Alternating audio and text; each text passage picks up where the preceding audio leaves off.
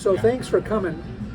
It's such a treat to be in this room with people from New York and BC and Chicago and Milwaukee and Denver and California and Texas, and people from the Scouts and the Sports Commission and the University of Washington and the waterfront. And to have all of my friends in one room at one time is a real treat. But I'll tell you, in September, when Manny and Brooke came to see me and asked if I would do this, I reminded them that when I was the chair of this event, I had selected Dan Evans as the pillar. And the pillar last year was Sally Jewell, Secretary of the Interior, ran REI. And you got this guy running a little seafood restaurant. They're entirely different classes. But more importantly, the way I get stuff done is by being in the background. And if you do this, you're going to bring me out and I will lose my effectiveness. But they said, well, we're going to do it whether you're there or not. So now that we're here, I thought I would tell you about some of the rules I learned in scouting that I've applied to get stuff done. And the first rule is, be careful about who you select as your tent mate. And as an example, on the first scouting adventure camping trip that I went on, we hiked 3 miles into Kettle Moraine in central Wisconsin to plant trees. And in the middle of the night, thunderstorms and tornadoes came through, and we had to hike out to the cars in case we had to evacuate.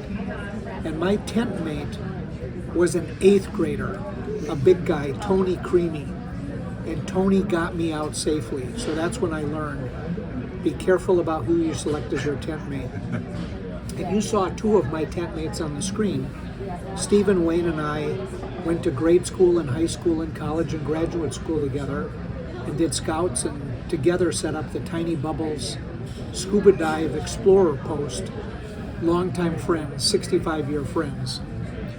The second tent mate is my wife, Lisa.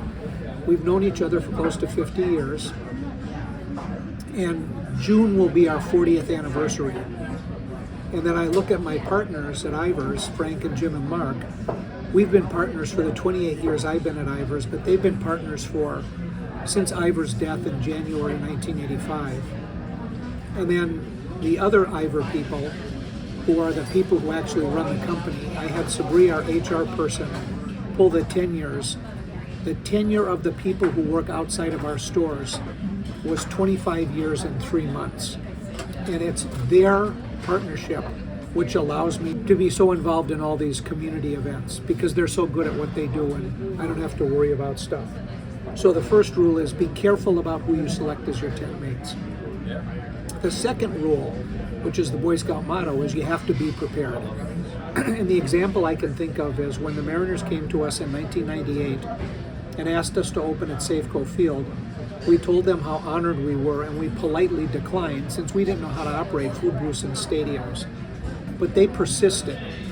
So as we did our research before opening July 15th, 99, I talked to my brother Tim, who has been a professional stadium concession manager for 30 years, and he said, Bob, the only time all the cash registers will be turned on together is the day the stadium opens, and they never work.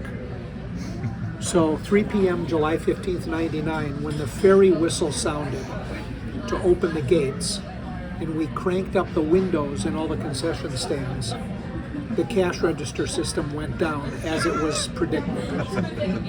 So of the 102 food booths in the stadium, there were only 2 where you could get food, and those were the 2 Ivars booths, because we put on the cash registers our accounting staff and store managers who could do math in their heads. We didn't need a cash register. And if that example from 1999 is too long ago, well, think about when Taylor Swift came to town last summer. At a normal Seahawk game, we'll sell 1,000 bottles of water. A whole lot more bottles and cans of Bud Light, but only 1,000 bottles of water. And Walton, our sports crew, said, teenage girls are going to want to buy a lot of water. So they had 10,000 bottles of water in the stadium for Taylor. Who orders 10 times the amount needed? Well, if you want to be prepared, you do that. So the second rule of thumb is you got to be prepared. The third rule of thumb is you have to welcome the tenderfeet, the newest scouts to the organization when they come. So when I go to one of the board meetings of the 7 boards that I belong to, I always take the nameplate of the newest member who's just joined the board, because she or he has to find me and I have to find them, and it's a good way to welcome new people to the organization. So the third rule of thumb is welcome the tenderfeet, the newcomers to the organization. You may have noticed from all the boys and girls walking around that they have their merit badge sashes on. And badges and patches and medals are a big deal in the Scouts. So I learned from that, and 3 or 4 times a week, I'll send a merit badge letter, a thank you card or letter to people, handwritten, postage stamp, to thank them for whatever it is they did or commemorate a loss or be involved. So the fourth rule is create awards and merit badges. The first merit badge I earned was firemanship, which today, of course, that's an inappropriate word. It's now called fire safety. But in firemanship, I learned that big fires start from a single match. So when the plan, the environmental impact statement for replacing the viaduct came out in December 2004, 20 years ago last month, I learned that the 2 alternatives to replace the viaduct would have closed Alaska Way Surface Street for 116 or 117 months. Do the math, that's 20 years. And when I met with Chuck Kirshner, the city mitigation manager, and said, hey Chuck, there's 2,500 family wage jobs on these piers down here. What do we do for 20 years? And he looked at me and said, do you want to stay open?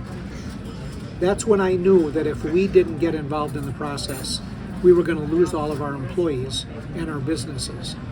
So as we investigated the 73 alternatives that WashDOT used to replace the viaduct, I met with Dennis Forsyth, a partner at SRG Partnership, and he looked at our analysis and he said, Bob, the tunnel is the right solution. They're just building it in the wrong place.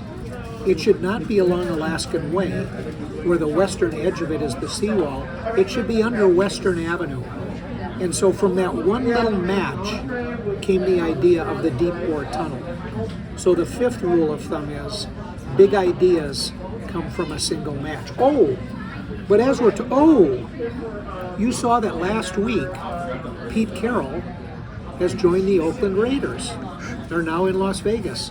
A news flash just came through that the Raiders were sold again, and an investor from the Philippines bought them.